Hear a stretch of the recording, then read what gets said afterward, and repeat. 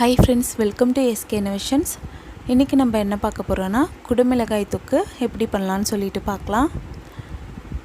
இப்போ ஒரு கடாயில் 4 ஸ்பூன் அளவுக்கு எண்ணெய் விட்டு அதில் 1 ஸ்பூன் அளவுக்கு கடுகு சேர்த்துக்கிறேன். கடுகு நல்லா வெடிஞ்சதும் கொஞ்சமாக கருவேப்பிலை, ஒரு பெரிய சைஸ் வெங்காயம் மீடியம் சைஸில் கட் பண்ணி சேர்த்துக்கிறேன். இதை வந்துட்டு ஒரு 2 நிமிஷத்துக்கு வதக்கி விட்டுக்கிறேன்.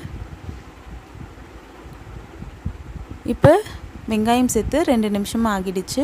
இப்போ இதோட 3 மீடியம் சைஸ் தக்காளி கட் பண்ணி சேர்த்துக்கிறேன். இப்போ இதையுமே நல்லா வதக்கி விட்டுக்கலாம். இந்த கிரேவிக்கு வெங்காயம் தக்காளி வந்துட்டு மீடியமாக கட் பண்ணால் போதும்.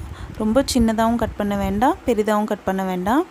இப்போ இதோட இந்த தொக்குக்கு தேவையான அளவுக்கு உப்பு சேர்த்து வதக்கி விட்டுக்கிறேன். இந்த தொக்குக்கு வெங்காயம் தக்காளி வந்துட்டு ரொம்ப வதங்க வேண்டாம், ஓரளவுக்கு வதங்கி இருந்தால் போதும். இப்போ பாருங்கள், வெங்காயம் தக்காளி ரெண்டுமே ஓரளவுக்கு வதங்கிடுச்சு. இப்போ இதோட 4 மீடியம் சைஸ் குடமிளகாய் பெரிய சைஸில் கட் பண்ணி சேர்த்துக்கிறேன். சின்ன சின்னதாக நீங்கள் கட் பண்ணி சேர்த்துக்கிட்டிங்கன்னா குடமிளகாய் வந்து கொல கொலன்னு ஆகிடும். அதனால் கொஞ்சம் பெரிய சைஸில் கட் பண்ணிக்கோங்க. இப்போ இதை நல்லா வதக்கி விட்டுக்கலாம்.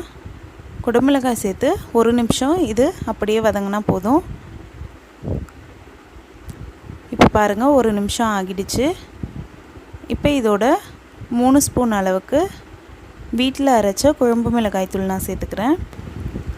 உங்கள்கிட்ட குழம்பு மிளகாய்த்தூள் இல்லாட்டி 2 ஸ்பூன் அளவுக்கு தனி மிளகாய்த்தூள், 1 ஸ்பூன் அளவுக்கு தனியாத்தூள் சேர்த்துக்கோங்க. இப்போ இதை நல்லா கலந்து விட்டுக்கலாம்.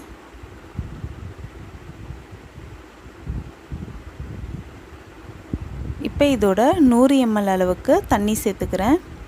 இந்த தொக்குக்கு நிறைய தண்ணி சேர்க்க வேண்டாம், ஏன்னா நிறைய தண்ணி சேர்த்தா குடமிளகாய் வந்து நல்லா குழஞ்சிடும், அப்புறம் டேஸ்ட் வந்து அந்தளவு நல்லா இருக்காது. இப்போ தண்ணி சேர்த்து நல்லா கலந்து விட்டுடலாம்.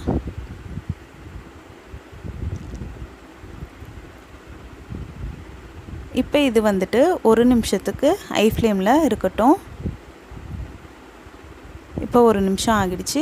இப்போ இதை மீடியம் ஃப்ளேமில் ஒரு 10 நிமிஷத்துக்கு தட்டு போட்டு மூடி வச்சுக்கலாம்.